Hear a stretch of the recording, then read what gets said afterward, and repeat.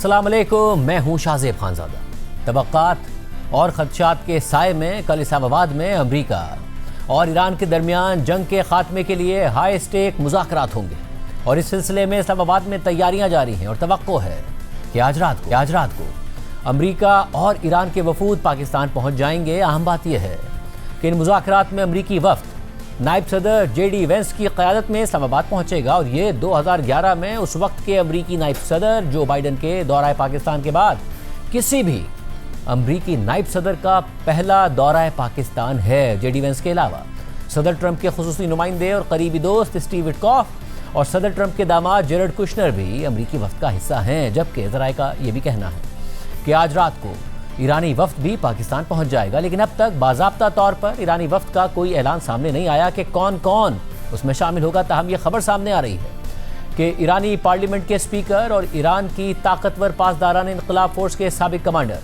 Mohammad Baqir क़ालिबाफ ईरानी वफ़द की क़यादत करेंगे, जबकि ईरान के वज़ीर ख़ारजा अब्बास इराक़ची भी ईरानी वफ़द का हिस्सा होंगे। इन मुज़ाकरात में ब्रेक थ्रू का इम्कान है और इसी वजह से ख़ित्ते में तवील जंग के मुस्तकिल ख़ात्मे की उम्मीद भी जाहिर की जा रही है, मगर साथ ही पाकिस्तान की कोशिशों से कायम आर्जी और नाजुक जंगबंदी, इसराइल की हटदर्मी और जारियत की वजह से टूटने के खदशात भी मुसलसल बरकरार हैं, क्योंकि एक दफ़ा फिर इसराइल ने वही किया जो हमेशा से करता आया है और फिर इसराइल के कहने पर अमेरिका ने भी वही किया जो वो हमेशा इसराइल के कहने पर करता आया है। और इसराइल की जानिब से जंगबंदी के ऐलान के चंद घंटों बाद लबनान में तबाहकुन बमबारी पर अमेरिका खुलकर इसराइल के मौक़िफ़ की हिमायत करता नजर आया।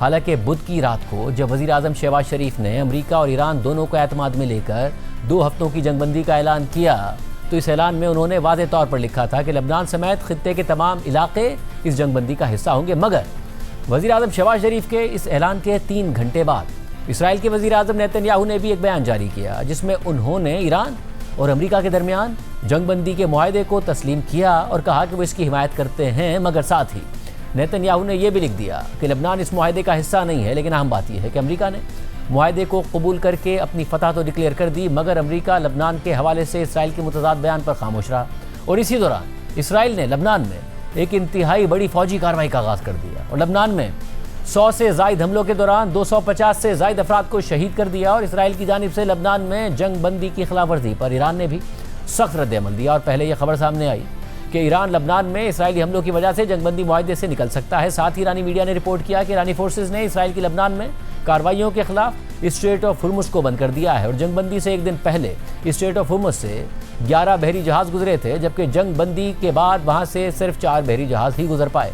और पासदारान इनकलाब ने आज स्ट्रेट ऑफ हुर्मुज़ का एक नया नक्शा भी जारी कर दिया है, जिसमें एक मखसूस रास्ते का बताया गया है और वहाँ से गुजरने वाले बहरी जहाज़ों को खबरदार किया गया है कि बहरी जहाज़ ईरानी फोर्सेस के साथ राब्ता करके इस मखसूस रास्ते पर सफ़र करें ताकि वो इस रास्ते में मौजूद मुमकिना नेवल माइंस से महफूज रह सकें। आम बात यह है कि अल जज़ीरा के मुताबिक पासदारान इनकलाब की जानिब से बताया गया ये मखसूस रास्ता ईरान के जजीरे लारक के करीब से गुजरता है, जहाँ पर ईरानी फोर्सेस की एक बड़ी तादाद मौजूद होती है और पासदारान इनकलाब यहाँ से कश्तियों या बहरी जहाज़ों को आसानी से मॉनिटर कर सकते हैं। ईरान की जानिब से लबनान में इसराइल के हमलों पर सख्त रद्द-ए-अमल सामने आने के बाद अमेरिका ने भी लबनान से मुतालिक इसराइल का साथ देते हुए कह दिया कि लबनान जंगबंदी के मुआहदे का हिस्सा नहीं है। यानी इसराइल और नेतन्याहू ने लबनान के हवाले से एक बार फिर अमेरिका और सदर ट्रंप की पॉलिसी को अपने मुताबिक मोड़ दिया और वो भी उनकी बोली बोलने लगे। और वज़ीर आज़म शहबाज शरीफ की जानिब से जंगबंदी के ऐलान की पोस्ट के कई घंटों बाद व्हाइट हाउस की तर्जुमान कैरोलाइन लेविट ने पहले कहा कि लबनान जंगबंदी के आर्जी मुआहदे का हिस्सा नहीं है और फिर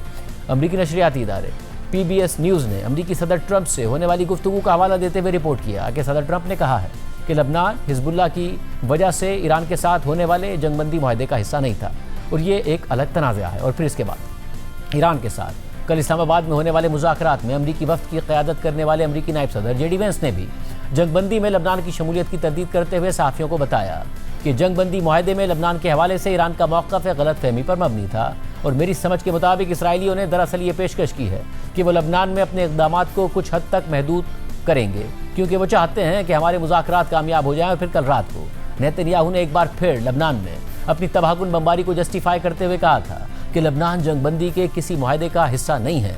ऐसे में अब अमरीकी नशरियाती इदारे NBC न्यूज़ के मुताबिक सीनियर अमरीकी अहदेदारों का कहना है कि सदर ट्रंप ने इसराइली वज़ीर आज़म नेतन्याहू को कल फ़ोन करके लबनान में हमलों की शिद्दत कम करने का मुतालबा किया ताकि ईरान के साथ मुज़ाकरात कामयाब हो सके। खबर के मुताबिक इसराइल ने भी मुज़ाकरात के दौरान मददगार पार्टनर बनने पर आमादगी जाहिर की है। इस सारी सूरत हाल में ईरान का भी मुसलसल सख्त रद्द-ए-अमल सामने आया। हालांकि मुज़ाकरात अब भी शेड्यूल के मुताबिक इस्लामाबाद में तय हैं और होने जा रहे हैं, और ये नजर आ रहा है कि दोनों तरफ इस बात का इदराक है कि मुज़ाकरात ही इस मसले का वाहिद हल हैं, मगर इसराइल के हमलों की वजह से अब भी मुज़ाकरात पर अंदेशे बरकरार हैं। और आज ईरान की पार्लियामेंट के स्पीकर और पाकिस्तान में होने वाले मुज़ाकरात में मुमकिना तौर पर ईरानी वफ्द की क़यादत करने वाले मोहम्मद बाक़िर कालिबाफ ने एक्स पर आर्जी जंगबंदी के 3 निकात की खिलाफ वर्जी का दावा करते हुए एक बयान जारी किया, जिसमें उन्होंने लिखा है कि अमेरिका पर हमारा गहरा और तारीखी अदम एतमाद उसकी जानिब से हर किस्म के वादों की मुसलसल खिलाफ वर्जियों से पैदा हुआ है।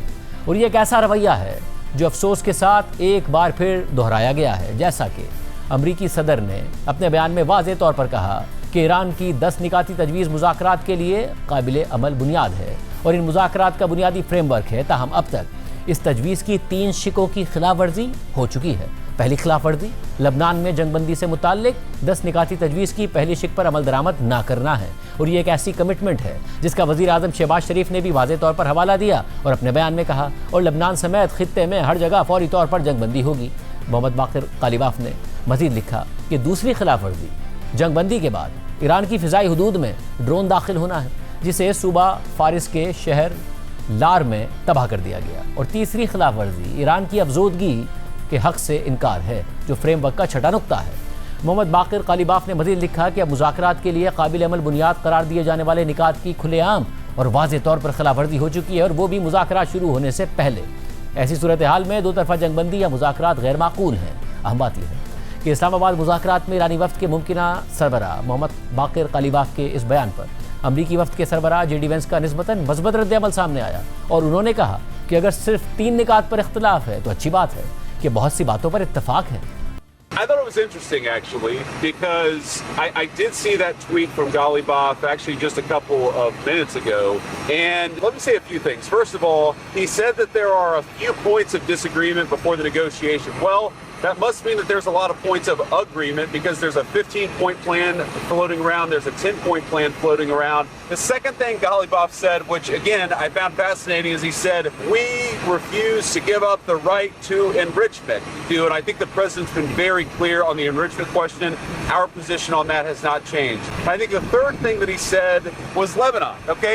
And again, I actually think that is a reasonable misunderstanding, but neither us nor the Israelis said that was going to be part of the ceasefire. इस दौरान जेडी वेंस ने यह भी कहा कि अगर ईरान चाहता है कि मामला लबनान की वजह से टूट जाए तो ये उनका इंतखाब होगा, और ये एक बेवकूफ़ाना इंतखाब होगा। जेडी वेंस ने मज़ीद कहा कि अमरीकी मीडिया 10 निकाती तजवीज़ फैला रहा है, जिससे अमरीका रद्दी की टोकरी में फेंक चुका है। ईरान से कुछ लोग प्रोपेगेंडे के लिए गलत 10 निकात पेश कर रहे हैं। ईरान ने स्ट्रेट ऑफ हुर्मुज़ खोलने और इस्लामाबाद में मुज़ाकरात का फैसला किया, और डील यह है कि सीज़ फायर हो, बातचीत हो, स्ट्रेट ऑफ हुर्मुज़ खुले और ईरान यूरेनियम अफजोदा ना करे। इसके बाद आज मोहम्मद बाक़िर कालिबाफ ने एक्स पर एक 3 निकाती बयान जारी किया, जिसमें लिखा है कि ईरान के 10 निकात में से पहला नुक्ता यह है कि ईरान का इत्तेहादी होने की वजह से लबनान और पूरी एक्सिस ऑफ रेजिस्टेंस इस जंगबंदी का लाजमी हिस्सा हैं और उन्हें इससे अलग नहीं किया जा सकता है। मोहम्मद बाक़िर कालिबाफ के बयान में मज़ीद लिखा है कि वज़ीर आज़म शहबाज शरीफ ने अवामी तौर पर और वाज़ेह अंदाज में लबनान के मसले पर जोर दिया। इससे इनकार और पीछे हटने की कोई गुंजाइश नहीं है, और जंगबंदी की खिलाफ वर्जियों की वाज़ेह कीमत होगी और सख्त रद्द-ए-अमल दिया जाएगा। फौरी तौर पर यह आग बुझाई जाए। जबकि अब ये खबर सामने आ रही है कि इसराइल मान गया है कि वो लबनान के साथ मुज़ाकरात करेगा, और ये भी खबर सामने आ रही है और अमेरिकी मीडिया रिपोर्ट कर रहा है कि ये मुज़ाकरात वाशिंगटन में होंगे इसराइल और लबनान के दरमियान। यानी अमेरिकी सदर ट्रंप की तरफ से जो कहा गया इसराइली वज़ीर आज़म को कि आप अपने हमले ना करें ताकि मुज़ाकरात कामयाब हों, वो बात आगे बढ़ती नज़र आ रही है। यानी कि अमेरिका की अब इन मुज़ाकरात में मज़ीद संजीदगी नज़र आ रही है कि किसी भी तरीके से ये जंग ख़त्म हो और अमेरिका इस जंग से निकले। इसके अलावा आज ईरान के सदर मसूद पेज़ेश्कियान ने एक्स पर पोस्ट करते हुए लिखा है कि लबनान में इसराइल की दोबारा दखल अंदाजी जंगबंदी के इब्तिदाई मुआहदे की खुली खिलाफ वर्जी है और ये मुमकिन मुआहदों से पहले धोखे की खतरनाक अलामत है। इन कार्रवाइयों का सिलसिला मुज़ाकरात को बेकार कर देगा। हमारी उंगलियां ट्रिगर पर हैं। ईरान कभी भी अपने लबनानी बहन भाइयों को तनहा नहीं छोड़ेगा।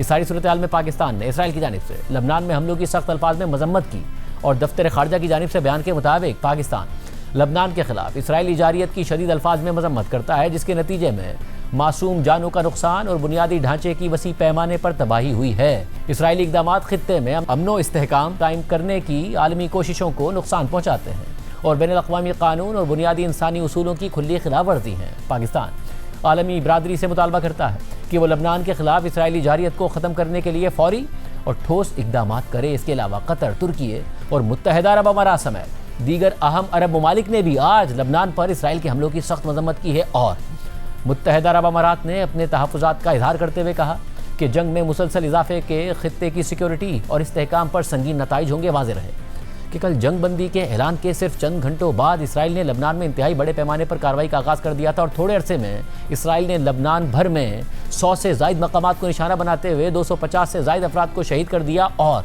1000 से ज़ायद अफराद इन हमलों में ज़ख्मी हो गए। और रिपोर्ट्स के मुताबिक कल होने वाले हमले गुज़िश्ता हफ्तों से लबनान में जारी इसराइली कार्रवाइयों में सबसे ज़्यादा शदीद थे, जबकि आज इसराइल ने कहा है कि इन हमलों में उसने हिज़्बुल्लाह के सरबराह नईम कासिम के एक मावन को भी मार दिया है। लबनान से इसराइली हमलों के बाद इंतहाई तबाहकुन और दिलखराश मनाजिर भी सामने आए और इस सब के बाद जब मुज़ाकरात ख़तरे में पड़ने लगे तो सदर ट्रंप ने इसराइली वज़ीर-ए-आज़म नेतन्याहू को कहा कि वो लबनान पर हमले ना करें। फिर खबर आई कि दोनों के दरमियान मुज़ाकरात होंगे और अब से थोड़ी देर पहले खबर आई है कि लबनान के सदर ने कहा है कि इसराइल के साथ लबनान के बाज़ाब्ता मुज़ाकरात का आगाज़ हो चुका है। यानी मुज़ाकरात के हवाले से एक बड़ी पेशरफ्त पाकिस्तान में होने जा रही है तो दूसरी पेशरफ्त अब ये सामने आई है। ऐसे में आज अमरीकी सदर ट्रंप ने सोशल मीडिया पर पोस्ट करते हुए लिखा कि तमाम अमरीकी बहरी जहाज़, तैयारे और फौजी अहलकार इजाफी गोला बारूद, हथियार और हर वो चीज़ जो पहले से काफ़ी हद तक कमज़ोर हो चुके दुश्मन की तबाही के लिए ज़रूरी और मुनासिब है, वो ईरान के अंदर और उसके करीब अपनी जगह पर ही रहेंगे जब तक कि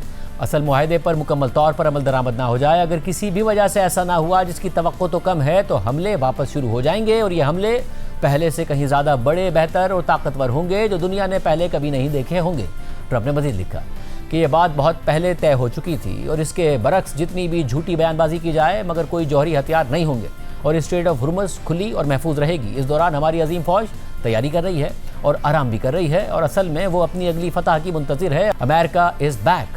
इन खदशात और बदएतमादी के साए में कल इस्लामाबाद में मुज़ाकरात हो रहे हैं, क्योंकि पहले भी 2 दफ़ा मुज़ाकरात के दरमियान ही अमरीका और इसराइल ने ईरान पर हमला कर दिया था। हता कि दूसरी दफ़ा तो ख़ुद मुज़ाकरात के सालिस मुल्क ओमान और ख़ुद अमरीका के इत्तेहादी बरतानिया के मुशीर कौमी सलामती ने वाज़े तौर पर बता दिया था कि ईरान तो मुज़ाकरात के दौरान हैरानकुन तौर पर कई मामलात में पीछे हट गया था और एक मुआहदा होने के करीब था, क्योंकि तकरीबन तमाम बातें ईरान मान गया था। मगर फिर अमरीका और इसराइल ने इसी दौरान एक बार फिर ईरान पर हमला कर दिया। अहम बात यह भी है कि माजी में दोनों दफ़ा मुज़ाकरात में अमरीकी वफ़द की क़यादत सदर ट्रंप के खुसूसी नुमाइंदे स्टीव विटकॉफ कर रहे थे, जबकि दूसरी दफ़ा सदर ट्रंप के दामाद जेरेड कुशनर भी इन मुज़ाकरात का हिस्सा थे। और इसी वजह से ये खबरें सामने आई थी कि ईरान चाहता है कि इस दफ़ा स्टीव विटकॉफ के बजाय अमरीका के नायब सदर JD वेंस मुज़ाकरात की क़यादत करें। मगर इसमें भी अहम बात यह है कि अचानक अमरीकी अखबार न्यूयॉर्क पोस्ट ने रिपोर्ट कर दिया कि सदर ट्रंप ने कहा है कि इस्लामाबाद मुज़ाकरात के लिए स्टीव विटकॉफ और जेरेड कुशनर ही जाएंगे और JD वेंस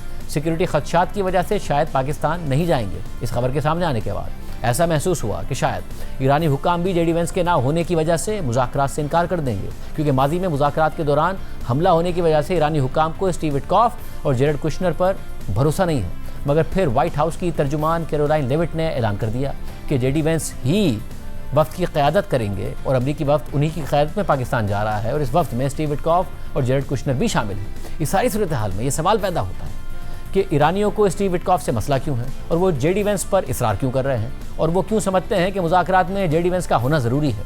इस हवाले से अल जज़ीरा ने लिखा है कि ईरान की जानिब से JD वेंस पर इसरार सिर्फ उनकी शख्सियत तक महदूद नहीं है, बल्कि उनके बैरूनी मुदाखलत के रिकॉर्ड से भी जुड़ा हुआ है, क्योंकि बतौर सेनेटर JD वेंस ने 2023 में वॉल स्ट्रीट जर्नल में एक आर्टिकल लिखते हुए कहा था कि सदारती इंतखाबात में ट्रंप की कामयाबी जुज़वी तौर पर नई जंगों से गुरेज पर मबनी थी। और फिर 2024 में JD वेंस ने खबरदार किया था कि ईरान के साथ तसादुम अमरीका के मुफाद में नहीं होगा और ये तसादुम वसाइल का एक बहुत बड़ा ज़िया होगा। और फिर 28 फरवरी को ईरान पर अमरीका के हमले से सिर्फ चंद दिन पहले JD वेंस ने वाशिंगटन पोस्ट से बात करते हुए कहा था कि मेरा ख्याल है कि हम सब सिफारती रास्ते को तरजीह देते हैं, लेकिन ये इस बात पर मुनहसर है कि ईरानी क्या करते हैं और क्या कहते हैं। सिर्फ यही नहीं, ईरान पर हमलों से पहले अमरीकी मीडिया ने मुतादिद बार यह खबर दी कि JD वेंस ट्रंप इंतज़ामिया में ईरान के ख़िलाफ़ जंग के मुखालिफ हैं और उन्होंने ट्रंप इंतज़ामिया पर मुसलसल जोर दिया है कि सिफारतकारी को तरजीह दी जाए। लेकिन जंग शुरू होने के बाद जेडी वेंस ने सदर ट्रंप के इक़दामात की हिमायत की है। ताहम उन्होंने ट्रंप इंतजामिया के बाकी अराकीन की निस्बत ज़्यादातर खामोशी इख्तियार की हुई है। इसके अलावा जेडी वेंस को अमेरिका में अगले सदारती इंतखाबात में रिपब्लिकन पार्टी की तरफ से फ्रंट रनर के तौर पर भी देखा जाता है, क्योंकि सदर ट्रंप 2 दफ़ा सदर बनने के बाद अब अगला इलेक्शन लड़ने के अहल नहीं है। ऐसे में जंग पर अमेरिका में बढ़ती हुई तनकीद और तहफ़्फ़ुज़ात की वजह से जेडी वेंस की तरजीह होगी कि वो इस जंग के मुस्तकिल खात्मे के लिए किरदार अदा करें और वो एक नाकाम जंग के क्रेडिट के साथ इलेक्शन लड़ना नहीं चाहेंगे। लेकिन तज्ज़ियाकारों के मुताबिक इसके बावजूद जेडी वेंस सदर ट्रंप के मौक़िफ़ से बहुत ज़्यादा दूर भी नहीं है और वो मुमकिन तौर पर अपने आप को ऐसी शख्सियत के तौर पर पेश करेंगे जिसने जंग ख़त्म करने की कोशिश की और इस कशमकश से निकलने का एक मुमकिन रास्ता फराहम किया। अहम बात यह है कि 39 साला जेडी वेंस अब तो सदर ट्रंप के बड़े हामी हैं, मगर ट्रंप की जानिब से 2024 में नायब सदर नामजद होने से पहले वो ट्रंप के बड़े नाक़दीन में शुमार होते थे। और 2016 के सदारती इंतखाबात के दौरान जेडी वेंस नेवर ट्रंप यानी ट्रंप कभी नहीं तहरीक में एक बड़ी आवाज़ थे और उन्होंने सदर ट्रंप पर सख्त तनकीद भी की थी और इस दौरान उन्होंने ट्रंप के ख़िलाफ़ कई ट्वीट्स भी किए थे। मगर फिर जुलाई 2021 में अमेरिकी सेनेट का इलेक्शन लड़ने से पहले उन्होंने सारे एंटी ट्रंप ट्वीट्स डिलीट कर दिए थे। इस सारी सूरत हाल में अब ट्रंप ने जेडी वेंस को ईरान के साथ मुज़ाकरात की क़यादत सौंप तो दी है, मगर मुज़ाकराती वक्त में स्टीव विटकॉफ और जेरेड कुशनर की मौजूदगी से ज़ाहिर होता है कि ट्रंप अब भी स्टीव विटकॉफ और अपने दामाद पर ही ज़्यादा एतमाद करते हैं और जंग के मुस्तकिल खात्मे और ईरान के साथ किसी मुमकिन जौहरी मुआहदे के लिए स्टीव विटकॉफ और जेरेड कुशनर का मौक़िफ़ इंतहाई अहम होगा। और सिर्फ ईरान ही नहीं बल्कि दीगर मामलात में भी ट्रंप का इन्हिसार ज़्यादातर इन्हीं दोनों शख्सियात पर होता है और ईरान के साथ मुज़ाकरात के अलावा गज़ा में जंगबंदी और यूक्रेन और रूस जंग के खात्मे के लिए होने वाले मुज़ाकरात में भी यही दोनों शख्सियात यानी स्टीव विटकॉफ और सदर ट्रंप के दामाद जेरेड कुशनर सदर ट्रंप के सबसे ख़ास रहे हैं और मुज़ाकरात की क़यादत कर रहे हैं। और अहम बात यह है कि फरवरी में ये खबरें सामने आई थी कि अमेरिका और ईरान के दरमियान डील के लिए अहम ब्रेक थ्रू हो गया है। मुज़ाकरात इंतहाई मस्बत माहौल में हुए हैं और अगले हफ्ते वियना में तकनीकी मुज़ाकरात होंगे। मगर इसी दौरान अमरीकी न्यूज़ वेबसाइट एक्सियोस ने रिपोर्ट कर दिया कि अमरीकी हुकाम के मुताबिक सुबह के सेशन के बाद यानी मुज़ाकरात के सुबह के सेशन के बाद स्टीव विटकॉफ और जेरेड कुशनर ईरानी मौक़िफ़ से मायूस थे और अगर उन्होंने ट्रंप को ये रिपोर्ट दे दी कि कोई बड़ी पेशरफ ना हो सकी तो फ़ौजी हमले का इम्कान बढ़ सकता है। और फिर यही हुआ और इन मुज़ाकरात में शिरकत के बाद स्टीव विटकॉफ और जेरेड कुशनर के अमेरिका पहुंचने के फ़ौरन बाद ही अमेरिका और इसराइल ने ईरान पर हमला कर दिया। और यही वजह है कि ये इतलात आई कि ईरान को स्टीव विटकॉफ और जेरेड कुशनर के साथ मुज़ाकरात पर एतराज़ है और इसीलिए अमेरिकी नायब सदर जेडी वेंस भी मुज़ाकरात में शामिल होंगे। इस सारी सूरत हाल में इन अहम मुज़ाकरात को कामयाब बनाने के लिए पाकिस्तान की कोशिशें अब भी जारी हैं और आज भी पाकिस्तानी क़यादत ने अहम आलमी रहनुमाओं से बात की है। वज़ीर आज़म शहबाज शरीफ की आज लबनान के वज़ीर आज़म नवाफ सलाम से फ़ोन पर बात हुई है। इस दौरान वज़ीर आज़म ने लबनान पर इसराइली हमलों की शदीद अल्फाज में मज़म्मत की है और जानी नुकसान पर अफसोस का इजहार किया है। इसी तरह आज वज़ीर आज़म शहबाज शरीफ की बहरीन के बादशाह और कतर के अमीर से भी टेलीफोन पर बात हुई है। इसके अलावा आज फ्रांस के सदर मैक्रोन ने वज़ीर आज़म शहबाज शरीफ को फ़ोन करके ईरान और अमेरिका के दरमियान सालिसी की कोशिशों पर मुबारकबाद दी है, जिस पर वज़ीर आज़म ने उनका शुक्रिया अदा किया। जबकि वज़ीर आज़म का ऑस्ट्रिया के चांसलर से भी रब्ता हुआ।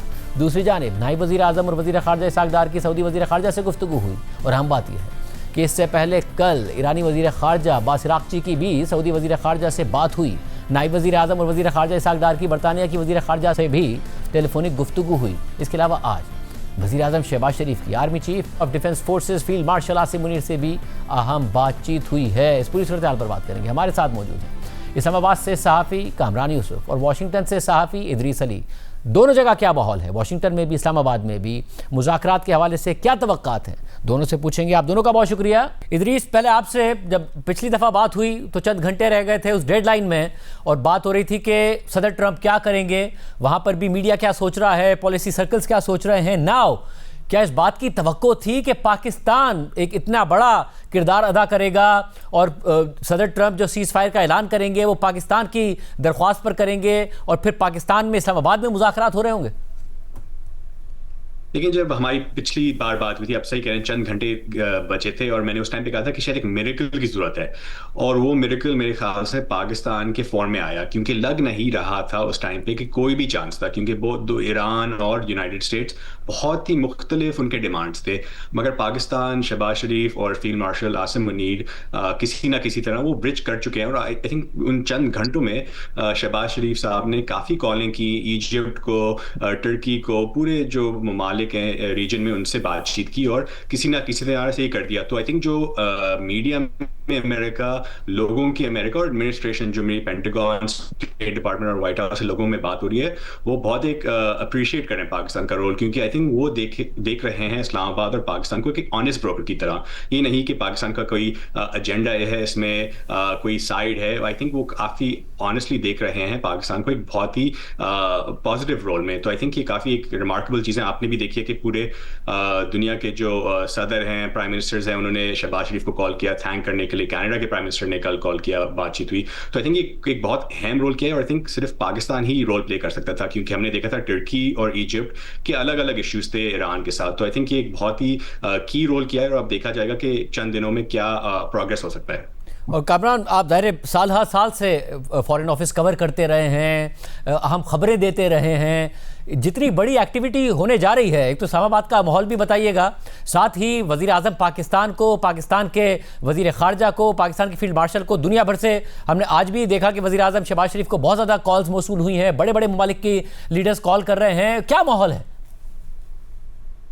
इस्लामाबाद में? जो इस वक्त माहौल है, इनफैक्ट जो आप कह सकते हैं कि जो आखिरी मरतबा मेरे ख्याल में अमरीकी सदर बुश जब आए थे, तो जिस लेवल के जो सिक्योरिटी के इंतजामात देखने को मिले थे, तो मोर और लेस उसी तरह की सिक्योरिटी इस वक्त आपको नजर आ रही है। खास करके जो रेड जोन है, जो मुमकिन तौर पर वेन्यू हो सकता है मुज़ाकरात का, तो वहां पर तो मुकम्मल तौर पर जो मैं गया भी था, तो फौजी दस्ते जो हैं वो आपको विजिबली वहां पर नजर आ रहे हैं। तो क्लियरली, क्योंकि पता है कि पब्लिक हॉलीडे भी है आज और कल रावलपिंडी इस्लामाबाद दोनों में, तो बिल्कुल आपको ऑन ग्राउंड नजर आता है कि इस्लामाबाद में कुछ बड़ा होने वाला है, कुछ हिस्टोरिक होने वाला है। दूसरी जो आपने बात की, बिल्कुल ये जो पाकिस्तान ने जिस तरीके से गैर मामूली, मेरे ख्याल में करिश्मा कर दिखाया है। इनफैक्ट वो इदरीस मौजे की बात कर रहे थे, तो मैंने जब तमाम उम्मीदें दम तोड़ चुकी थी, तो मैंने दिन में ये कहा था कि हम बहुत क्लोज हैं और एक मिरेकलस डील हो सकती है। शायद उस वक्त लोगों को लगा कि ये बिल्कुल ही बहुत ही एग्जेजरेशन है, क्योंकि ऑन ग्राउंड चीजें आपको नजर नहीं आ रही थी। But obviously I was looking behind the camera, और बहुत सी चीजें जो सरफेस पे नहीं, बिहाइंड द सीन हो रही थी। तो आई वाज ऑप्टिमिस्टिक कि कोई ना कोई लास्ट मिनट ब्रेक थ्रू हो सकता है, और वो ब्रेक थ्रू हुआ। और उसके नतीजे में क्योंकि ये सिर्फ ईरान और अमेरिका के दरमियान तो बज़ाहिर मुज़ाकरात हो रहे हैं, लेकिन इससे इस रीजन का एंड बियॉन्ड जो पीस है एट स्टेक है, तो इसीलिए आप वो एक्टिविटी देख रहे हैं। वो बेशक गल्फ कंट्रीज के लीडर्स हों, वो प्राइम मिनिस्टर को या फॉरेन मिनिस्टर को कॉल कर रहे हैं। फिर कनाडा के प्राइम मिनिस्टर की बात हुई, उन्होंने कॉल की। फ्रेंच जो प्रेसिडेंट है, उन्होंने आज पाकिस्तान के प्राइम मिनिस्टर को कॉल की। तो क्लियरली यहाँ पर जो सारी दुनिया है वो पाकिस्तान से जानना चाहती है कि क्या हो रहा है, और इस उम्मीद का भी इजहार कर रहे हैं, सिवाय मेरे ख्याल में एक दो मुल्कों को छोड़ के, कि ये जो मुज़ाकरात बिल्कुल एक पहला कदम है और ये मुज़ाकरात कामयाब हो। तो certainly a big day, and let's see के कल जब मुज़ाकरात होंगे तो उसकी क्या आउटकम आती है। इदरीस, ये बताइएगा कि अब ज़ाहिर वज़ीर आज़म पाकिस्तान ने जब सोशल मीडिया पर पोस्ट किया तो ईरान और अमेरिका से बात करके किया, और उसमें यह भी था कि सीज़ फायर में लबनान भी शामिल है। फिर इसराइल के वज़ीर आज़म की तरफ से ये पोस्ट हुआ कि हम पासदारी करेंगे, एहतराम करेंगे, इस अमल करेंगे इस सीज़ फायर का, मगर उसमें लबनान शामिल नहीं है। और फिर लबनान पे बहुत ज़्यादा बमबारी भी हुई। फिर जेडी वेंस ने कहा और वाइट हाउस की तरफ से भी कहा गया कि लबनान शामिल नहीं था, मगर अब खबर आई है कि सदर ट्रंप ने इसराइली वज़ीर आज़म को कहा है कि वो लबनान पे हमले ना करें, ताकि ये जो सीज़ फायर है और जो मुज़ाकरात हैं वो मस्बत अंदाज में आगे बढ़ सकें। क्या वहाँ पर भी खदशा है कि इसराइल कोई स्पॉइलर का किरदार अदा कर सकता है? लेकिन जब ये शुरू हुआ था, तो आप सही कह रहे हैं, प्राइम मिनिस्टर शहबाज शरीफ के ट्विटर अकाउंट पे लेबनान इंक्लूडेड था। प्रेसिडेंट ट्रंप ने कुछ चंद घंटे बाद उसके बाद बोला कि लेबनान इंक्लूड नहीं है। मगर अभी खबर आई है मेरे सोर्सेज से, इजराइल में भी जो बात हुई हमारे लोगों से, कि इजरायली प्राइम मिनिस्टर ने अग्री कर लिया है कि मैं लेबनान से बात करूंगा। तो जाहिर है किसी ना किसी तरह से यूएस प्रेशर हुआ है चंद घंटों पहले। अब वो टॉक्स कब होंगी लेबनान के साथ, किस तरह होंगी, वो पता चलेगा। मगर आप सही करें कि जो हमने कल देखा था, इजरायली जो स्ट्राइक थी वो बहुत ही अग्रेसिव स्ट्राइक थी। वो कोई 200 लोग मरे, और सबसे ज्यादा जो मतलब एक्सटेंसिव बॉम्बिंग हुई है इजरायली लेबनान में, वो कल हुई है, तो जाहिर है वो टेल अवीव में और जेरूसलम में भी जो देख रहे हैं वो आई थिंक काफ़ी कंसर्न है कि किसी ना किसी तरह ये शायद टॉक्स हो जाएं, और अगर ये टॉक्स अचीव कर सकें कोई प्रोग्रेस, तो फिर इसराइल के लिए बड़ा मुश्किल हो जाएगा लेबनान और इसराइल और ईरान को स्ट्राइक करना। मगर आप जो देखते हैं प्राइम मिनिस्टर नेतन्याहू इसराइल के जो है, उनने जब भी बात की है, और आई थिंक और डिटेल्स आएंगी कोई घंटों में, कि ये लेबनान पे जब बातें करेंगे शुरू करेंगे तो स्ट्राइक्स कंटिन्यू होंगी, और अगर ईरान मानेगा कि जब तक लेबनान सही तरह सेफ ना हो जाए, जब तक स्ट्राइक्स खत्म ना हो जाए, वो कंटिन्यू करेंगे टॉक्स यूएस के साथ या नहीं। तो ये आई थिंक बहुत एक अहम प्रॉब्लम है, बहुत डेलिकेट सिचुएशन है, तो देखा जाएगा चंद घंटों में क्या होगा। और कामरान, जो पाकिस्तान की ज़रा क्या बता रहे हैं, ईरान के हवाले से बारहा खबरें आती रहीं कि कल भी कि वो फिर इजरायली हमलों के जवाब में स्ट्रेट ऑफ हॉर्मुज़ बंद कर सकते हैं या बंद करने का ऐलान कर रहे हैं। फिर खबर ये आई कि पाकिस्तान ने बात की है, दोनों साइडों की तरफ से कहा गया है कि मुज़ाकरात आगे बढ़ेंगे। ईरान में भी एहसास यही है कि मुज़ाकरात से ही हल निकलेगा और मुज़ाकरात करने हैं। बिल्कुल, I think despite the fact कि इजराइल जो है वो शरारत कर रहा है, और कल एक मौके के ऊपर ये जरूर ऐसी सिचुएशन आई थी कि जब इजराइल की तरफ से ये हमले किए जा रहे थे तो Iran was about to retaliate, और उसके बाद फिर पाकिस्तान के जो फील्ड मार्शल हैं और ईरान के वज़ीर ख़ारजा के दरमियान टेलीफोन पर राब्ता हुआ, और पाकिस्तान की एश्योरेंस के ऊपर ही फिर ईरान ने रिटेलिएट नहीं किया। तो इसलिए आई थिंक क्योंकि ये जैसे मैंने कहा कि ना सिर्फ रीजन का बल्कि पूरी दुनिया का जो पीस है वो एट स्टेक है, और इसलिए मेरे ख्याल में कोई भी इस वक्त जो मेन प्लेयर्स हैं वो रिस्क नहीं लेना चाहेंगे कि इतना होमवर्क किया है और हम पीछे चले जाएं। दूसरी तरफ जो आपने पाकिस्तानी हुकाम की बात की, मेरे ख्याल में इस सारे प्रोसेस के अंदर एज अ जर्नलिस्ट तो आपकी ख्वाहिश होती है कि आपको मैक्सिमम डिटेल्स मिले। तो ये मैं आपको बता दूं कि मेरा नहीं ख्याल कि जो पाकिस्तानी हुकाम है इसको पाकिस्तान के लिए एज अ PR एक्सरसाइज के तौर पर ले रहे हैं, और आज भी कुछ लोगों से बात हुई थी और वो ये कह रहे हैं कि ये बिल्कुल तवक्को ना रखें कि हम आपको लम्हा ब लम्हा जो अपडेट्स देंगे, बिल्कुल ऐसा नहीं है, क्योंकि ये बहुत सीरियस मैटर है। हमारे लिए हेडलाइंस मैटर नहीं करती, हमारे लिए आउटकम मैटर करती है, और स्ट्रिक्टली कहा गया है कि अफवाहों के बजाय जो वजारत खारजा है या वजारत इत्तलात जो भी अगर वो इंफॉर्मेशन देती है, या फिर जो दोनों फरीकैन है ईरान और उसके अलावा जो अमेरिका है, अगर उनका सरकारी मीडिया या ऑफिशियली कोई बयान सामने आता है तो हमें उस पर रिलाय करना चाहिए। उन्होंने कहा कि पाकिस्तान एक मेजबान है और मीडिएटर है, और हम इस मौके के ऊपर कोई भी ऐसा तासुर नहीं देना चाहते कि हमारा झुकाव किस तरफ है, और इसलिए मेरे ख्याल में ये बहुत बड़ा चैलेंज होगा इवन मेरे लिए भी कि इसमें अंदर की खबर निकालना, और अभी तक की जो इतलात हैं कोशिश की जाएगी कि मीडिया को बिल्कुल भी भनक ना पड़े, अनलेस कोई बड़ा ब्रेक थ्रू हो जाता है तो फिर तो ज़ाहिर मीडिया को बता ही दिया जाएगा। इदरीस, ये बताएगा कि ज़रा सदर ट्रंप सोशल मीडिया पर पोस्ट करने से तो रुकते नहीं हैं, अभी भी कर रहे हैं, धमकियां भी दे रहे हैं, ईरान की तरफ से भी उसका जवाब आ रहा है, बट क्या ये कम से कम एहसास अब पाया जाता है अमेरिका में कि ये जंग जितनी थी अब हो चुकी, अब इसका हमें हर हाल में सीज़ फायर को आगे बढ़ाना है, नाजुक सीज़ फायर है मगर बहरहाल अब इसे हमें ख़त्म करना है मुज़ाकरात के ज़रिए? देखिए, मैं काफ़ी लोगों से मेरी इस यूएस एडमिनिस्ट्रेशन में बात हुई इसके बारे में, और एक तो है उनका है एक डिज़ायर कि ये ख़त्म हो किसी ना किसी तरह से, मगर प्रेसिडेंट ट्रंप ने जो मिलिट्री और जो पेंटागन सोर्सेज से मेरी बात हुई है वो ट्रूप्स और इक्विपमेंट और फोर्सेस भेजे जा रहे हैं। तो अभी जो शिप्स हैं ईरान के आसपास, प्रेसिडेंट ट्रंप ने कहा है कि वो कहीं नहीं जा रहे। मुझे इत्तला मिली है कि 1,500 मरीन्स और मिडल ईस्ट की तरफ जा रहे हैं, कोई एक हफ्ते में शायद वो पहुंच जाएं। तो बातचीत चल रही है, आई थिंक होप है वाशिंगटन में कि ये हो जाए, मगर वो तैयारी भी कर रहे हैं कि अगर नहीं हो एग्रीमेंट तो फिर वो कंटिन्यू कर सके, और शायद जब कंटिन्यू करें तो और जोरदार बॉम्बिंग और शायद ग्राउंड ट्रूप्स का भी हो सके यूज। तो आई थिंक होप मगर प्रेपरेशन भी है। और कारण आप बताइएगा कि ज़ाहिर सीज़ फायर है मगर नाजुक है, जो पॉलिसी सर्कल्स हैं, जो ज़राए से आपकी बात हो रही है, उन्हें भी अंदेशा है कि ये डायलॉग फेल भी हो सकता है? देखें, बिल्कुल यहाँ पर ऐसा नहीं है कि बहुत ज्यादा ऑप्टिमिज्म है, गिवन द फैक्ट कि जो दोनों अतराफ हैं उनके अगर आप पोजीशंस को देखें तो बहुत बड़ा डिफरेंस है। तो क्लियरली मेरे ख्याल में ऐसा नहीं है कि यहाँ पर बैठे जो लोग हैं या जो लोग इन्वॉल्व हैं उनका ख्याल है कि यहाँ पर एक मीटिंग होगी और उसके बाद कोई चमत्कार हो जाएगा, बिल्कुल ऐसा नहीं है। बट हैविंग सेड दैट ये बात भी अपनी जगह पे कायम है कि आज से चंद रोज पहले तक ईरान और अमेरिका और पूरा रीजन जंग की लपेट में था, और कोई भी मेरे ख्याल में इस पर बैट लगाने के लिए तैयार नहीं था कि सीज फायर भी हो सकती है, भले कितनी सीज फायर हो, एंड मोर इम्पोर्टेंटली कि फिर दोनों जो फरीकैन है वो बातचीत करने के लिए भी मान जाएंगे। तो अगर इसको आप देखें तो इंटरनेशनल पॉलिटिक्स के अंदर कुछ भी हो सकता है। तो वाइल जो डिफरेंस दोनों साइड पर बहुत बड़ा है, लेकिन गिवन के पिछले 3-4 या एक हफ्ते के दौरान जो डेवलपमेंट्स हुई हैं एंड गिवन कि जितने ज्यादा स्टेक्स हैं इस सारे प्रोसेस के अंदर, तो I think we should be hopeful कि कोई ना कोई फॉरवर्ड मूवमेंट जरूर होनी चाहिए। एटलीस्ट मैं ये एक्सपेक्ट तो नहीं कर रहा कि जब ये मीटिंग खत्म होगी तो एक फाइनल एग्रीमेंट हो जाएगा, बट अगर किसी फ्रेमवर्क पे तय एग्रीमेंट हो जाता है और इस सीज फायर को एक्सटेंड कर दिया जाता है, फर्दर टॉक्स के लिए बात होती है, तो even then it will be considered as a way forward.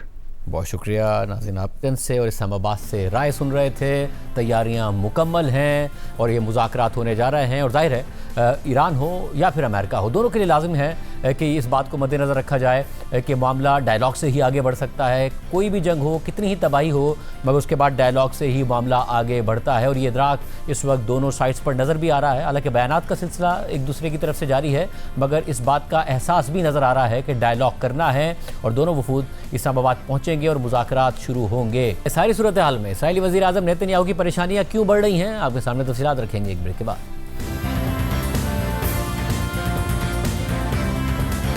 सवाल उठ रहा है कि इसराइल क्यों लबनान में ईरानी हिमायत याफ्ता मुसल्लह तंजीम हिजबुल्लाह को ख़त्म करने का जवाब बनाकर एक बार फिर लबनान में हर तरफ तबाही फैला रहा है और सैकड़ों लबनानी शहरियों का खून बहा रहा है। ताहम इसराइल की लबनान में ये जंग और जंगबंदी से इनकार दो पहलुओं से बहुत अहमियत रखती है, जिनमें से एक पहलू हिजबुल्लाह के बारे में इसराइली इंटेलिजेंस का वो गलत अंदाज़ा है जिस पर अब वो सरप्राइज़ हो रहे हैं। इसराइली फ़ौज के सरबराह भी मान रहे हैं कि हिजबुल्लाह की कार्रवाइयों ने इसराइली अंदाज़ों को गलत साबित कर दिया है, यानी हिजबुल्लाह की ताकत और सलाहियतों को अंडर एस्टिमेट करना और ये समझ लेना कि 7 अक्टूबर 2023 के बाद इसराइली फोर्सेस ने लबनान में हिजबुल्लाह को इतनी ताकत से कुचल दिया कि अब वो इसराइल के लिए ख़तरा नहीं रही। जबकि इस जंग का दूसरा पहलू इसराइल का वो खुफिया हदफ है जो अब खुलकर सामने आ गया है, यानी इसराइली फोर्सेस का हिजबुल्लाह को ख़त्म करने के मकसद के साथ साथ लबनान के जनूबी इलाके पर 30 किलोमीटर तक कब्ज़ा करना। मगर अगर सीज़ फायर लबनान में भी नाफिज हो गया तो ना सिर्फ हिजबुल्लाह एक बार फिर बाअसर पोजीशन में आ जाएगी, बल्कि दरियाए लितानी तक कब्जे का इसराइल का ख्वाब भी अधूरा रह जाएगा। तो इसलिए सवाल उठ रहा है कि सदर ट्रंप की जानिब से इसराइली वज़ीर आज़म को रोके जाने के बाद भी और लबनान के सदर के इस बयान के बाद भी कि मुज़ाकरात शुरू हो गए हैं, और ये खबर आने के बाद भी कि वाशिंगटन में लबनान और इसराइल के दरमियान मुज़ाकरात होंगे, इसराइल रुकेगा या नहीं रुकेगा। हालिया ईरान जंग के दौरान इसराइल ने यह अंदाज़ा लगाया कि अब लबनान में हिजबुल्लाह मज़ाहमत की पोजीशन में नहीं है, इसलिए इसराइली फोर्सेस जनूबी लबनान में दरियाए लतानी तक पूरे इलाके को कब्जे में लेकर बफर जोन कायम कर लेंगी ताकि मुस्तकबिल में लबनान से इसराइल को कोई खतरा ना रहे। 28 फरवरी को ईरानी सुप्रीम लीडर आयतुल्लाह खामनाई को अमेरिका और इसराइल ने शहीद कर दिया, तो हिजबुल्लाह ने इसराइल पर रॉकेट्स दागे और फिर इसराइल ने बमबारी के साथ साथ 2 मार्च को लबनान के जनूबी इलाके में ज़मीनी अफवाज भेज दी और जनूबी लबनान में दरियाए लतानी तक अपने कब्जे में लेने के इरादे से सिविलियन इंफ्रास्ट्रक्चर पर शदीद बमबारी शुरू कर दी और कई ऐसे ब्रिजेस को तबाह कर दिया जो जनूबी लबनान को दारुल हुकूमत बैरूत और लबनान के दीगर शहरों से मिलाते थे, जिस पर अल जज़ीरा ने एक तज़किरे में लिखा कि ऐसा लगता है कि इसराइल जनूबी लबनान को मुल्क के बाकी हिस्सों से अलग थलग करने की कोशिश कर रहा है और जो तबाही हो रही है उससे ऐसा महसूस हो रहा है कि ये पूरे जनूबी लबनान से आबादी ख़त्म करने की इसराइली हिकमत अमली का हिस्सा है। इस दौरान खुद इसराइल की तरफ से खुलेआम कहा जाने लगा कि इसराइली फोर्सेस की कार्रवाइयों का अहम हदफ जनूबी लबनान में दरियाए लतानी तक के इलाके को इसराइल में जम करके एक बफर जोन कायम करना है। इसराइल के इंतहाई दाएं बाजू के वज़ीर ख़जाना बेज़लेल स्मोट्रिच ने इसराइली हुकूमत से मुतालबा कर दिया कि वो जनूबी लबनान को इसराइल में जम कर ले, यानी इसराइल का हिस्सा बना ले। उन्होंने इसराइली रेडियो को इंटरव्यू में कहा कि लबनान पर बमबारी मुकम्मल तौर पर एक मुख्तलिफ हकीकत पर ख़त्म होनी चाहिए जिसमें इसराइल की सरहदों में तब्दीली शामिल हो। मैं वाज़ेह तौर पर कहता हूँ कि इसराइल की नई सरहद दरियाए लितानी तक होनी चाहिए। ये जनूबी लबनान से गुजरने वाला एक अहम आबी रास्ता है और इसराइल की सरहद से तकरीबन 30 किलोमीटर के फासले पर है। इसी तरह इसराइली वज़ीर दिफा इसराइल कार्ड्स ने कहा कि जनूबी लबनान के अंदर एक बफर जोन कायम किया जाएगा और इसराइल हालिया जंग के खात्मे के बाद भी जनूबी लबनान के एक हिस्से पर सिक्योरिटी कंट्रोल बरकरार रखेगा और ये इलाका दरियाए लितानी तक होगा। इसराइली वज़ीर दिफा ने मज़ीद कहा कि इसराइली सरहद के करीब तमाम लबनानी घरों को मसमार कर दिया जाएगा। इस दौरान खुद इसराइली वज़ीर आज़म नेतन्याहू ने भी अपने इरादे और हिकमत अमली का इज़हार कर दिया और कहा कि मैंने अब इसराइली फोर्सेस को हिदायत दी हैं कि जनूबी लबनान में मौजूदा सिक्योरिटी जोन को मज़ीद वसी करें। इसराइली हुकूमत के बयानात और इक़दामात वाज़ेह कर रहे हैं कि दुनिया की मुखालफत और शदीद तनकीद के बावजूद इसराइली हुकूमत का असल हदफ हिजबुल्लाह के खात्मे के साथ साथ लबनान के जनूबी इलाके पर कब्ज़ा जमाना है। इसीलिए वो ईरान में सीज़ फायर के लिए तो तैयार हो गई, लेकिन लबनान में सीज फायर से इनकार कर रही है। साथ ही लबनान में इसराइली फोर्सेस को अपने अहदाफ के हुसूल में अपने ही अंदाजों के बरक्स हिजबुल्लाह की शदीद मज़ाहमत का सामना है।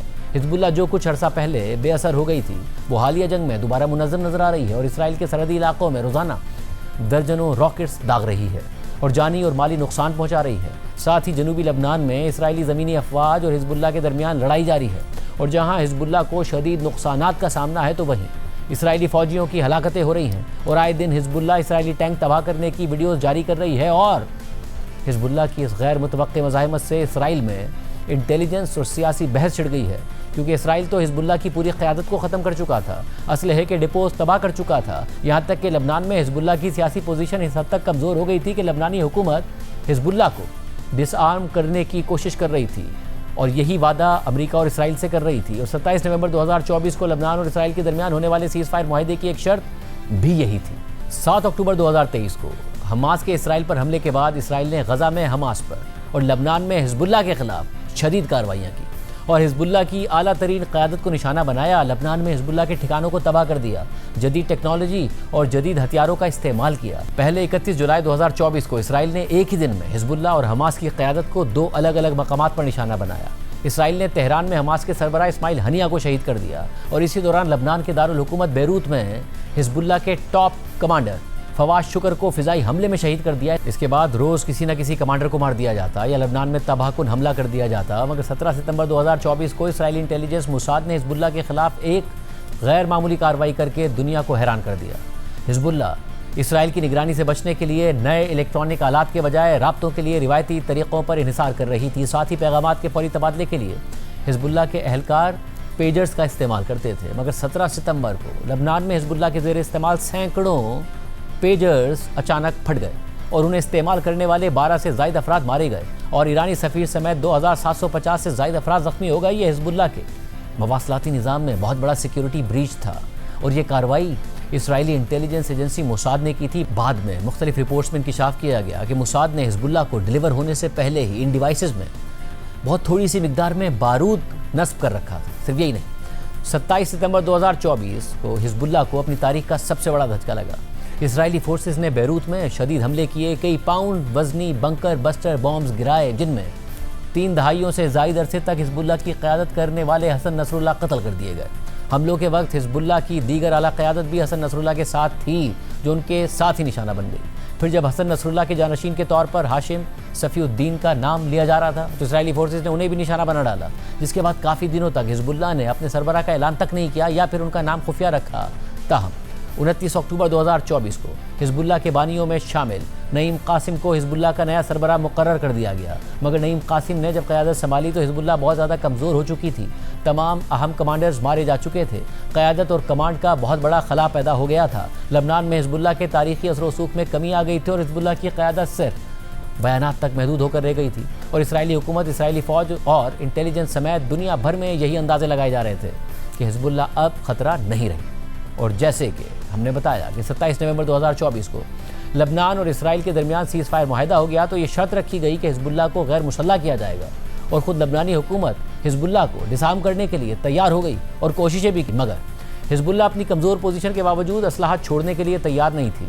और फिर जब रवां साल 28 फरवरी को अमेरिका और इसराइल ने ईरान पर हमला करके एक और जंग छेड़ दी और ईरान के सुप्रीम लीडर आयतुल्लाह खामनाई को शहीद कर दिया तो हिजबुल्लाह भी इस जंग में शरीक हो गई और इतनी मुनज़्ज़म नजर आई और मज़ाहमत दिखाई कि इसराइल को अपनी ही इंटेलिजेंस मालूमात और तज्ज़ियों पर शक हो गया और इसराइल के आर्मी चीफ को एतराफ़ करना पड़ा कि हमने लबनान में हिजबुल्लाह की ताकत को अंडर एस्टिमेट किया था और 2024 में लबनान में हिजबुल्लाह के खिलाफ अपनी कार्रवाई के नताइज को ओवर एस्टिमेट किया था।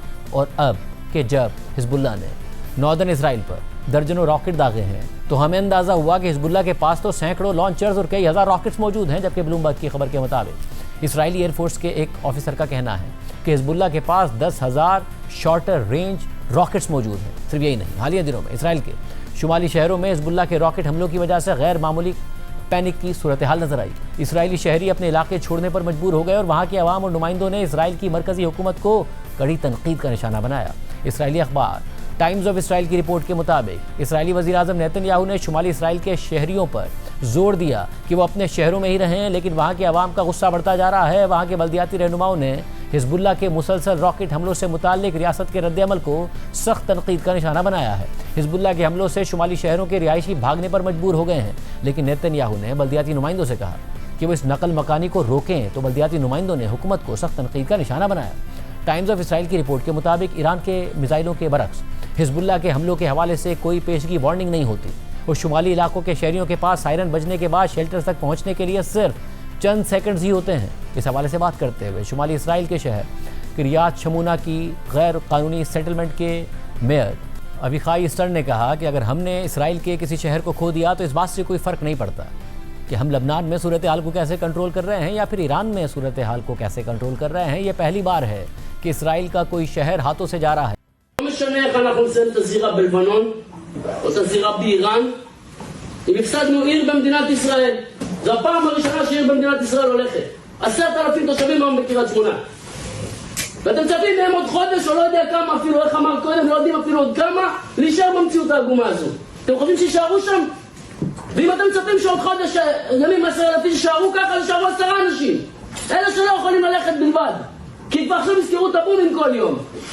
ואם יש לי 4,700 דירות בלי מיגון תקני או מיגון בכלל, איזה ניצחון זה? לא שולחים חייל לקרב בלי שכפ"ץ, נכון? למה שמים אזרח בחזית בלי מגן? זה המינימום, זה לתת במדינה לאזרח, לספק לנו ביטחון. כשלתם. शुमाली इसराइल के एक और बल्दियाती नुमाइंदे ईटान डेविडी ने नेतन्याहू हुकूमत पर तनकीद करते हुए कहा कि हम अपने घरों को बचाने के लिए लड़ रहे हैं, लेकिन हमारे पीछे रियासत नहीं है। आपने 3 शहर ख़त्म कर दिए, आप आखिर क्या कर रहे हैं? या तो कहें कि आप इस मामले से निमटने के काबिल ही नहीं हैं और हमारी जान छोड़ दें, या वो करें जो करना ज़रूरी है। אנחנו עושים כל מה שאנחנו יכולים פה, אבל אין פה מדינה אחריך. בשביל להצליח אתה צריך מדינה, אי אפשר לבד. גמרתם את קריית שמונה, גמרתם את יישובי הגדר, גמרתם הכל! גמרתם הכל כבר! מה אתם עושים? מה אתם עושים, ריבונו של עולם? מה אתם עושים? או שתגידו שאתם לא מסוגלים לטפל באירוע הזה ותשחררו אותנו, או שתעשו מה שצריך כבר, ריבונו של עולם! लेकिन सवाल ये है कि हिजबुल्लाह जो कुछ अर्सा पहले तक इसराइली कार्रवाइयों के नतीजे में बेअसर होकर रह गई थी और उसकी पूरी क़यादत ख़त्म हो गई थी, वो अचानक फिर से कैसे मुनज़्ज़म हो गई है। इस हवाले से रॉयटर्स ने अहम तफसीलात शाया की और बताया है कि कैसे ईरान की पासदारान इनक़लाब ने हिजबुल्लाह को दोबारा फ़ाल और मुनज़्ज़म करने में किरदार अदा किया। रॉयटर्स की रिपोर्ट के मुताबिक पासदारान इनक़लाब की सरगर्मियों से वाकिफ़ दो ज़राए ने बताया कि नवंबर 2024 में इसराइल और लबनान के सीज़ फायर के बाद पासदारान इनक़लाब ने हिजबुल्लाह के अराकीन की दोबारा तरबियत के लिए लबनान में अपने ऑफिसर्स भेजे, जिन्होंने हिजबुल्लाह के असलहे को दोबारा मुनज़्ज़म करने के अमल की भी ज़ाती तौर पर निगरानी की। पासदारान इनक़लाब के ऑफिसर्स ने हिजबुल्लाह के कमांड स्ट्रक्चर को भी असर नौ तश्कील दिया, क्योंकि उसे इसराइल इंटेलिजेंस ब्रीच कर चुकी थी और ये एक ऐसा फैक्टर था कि जिसने इसराइल को हिजबुल्लाह के बहुत से लीडर्स को कत्ल करने में मदद दी थी। एक जरिए के मुताबिक हिजबुल्लाह को दोबारा मुनज़्ज़म करने के लिए पासदारान इनक़लाब के तकरीबन 100 ऑफिसर्स को भेजा गया था। रिपोर्ट के मुताबिक हिजबुल्लाह के हिरारिकल कमांड स्ट्रक्चर को डिसेंट्रलाइज कमांड स्ट्रक्चर में तब्दील कर दिया गया और छोटे यूनिट्स तश्कील दे दिए गए, जिन्हें एक दूसरे की कार्रवाइयों का महदूद इल्म होता है और इससे ऑपरेशनल सीक्रेसी बरकरार रखने में मदद मिल रही है। इसी तरह ईरानी कमांडर्स ने इसराइल पर ईरान और हिजबुल्लाह की जानिब से एक साथ मिसाइल दागने के मंसूबे भी तैयार किए। रिपोर्ट के मुताबिक ईरान की सरमायाकारी उसे फ़ायदा दे रही है। हिजबुल्लाह एक ऐसे वक्त में दोबारा संभल गई और अपने पाँव पर खड़ी हो गई कि जब उसे ईरान के हक में जंग में शरीक होना था। आज के प्रोग्राम में इतना ही, दीजिए। अल्लाह।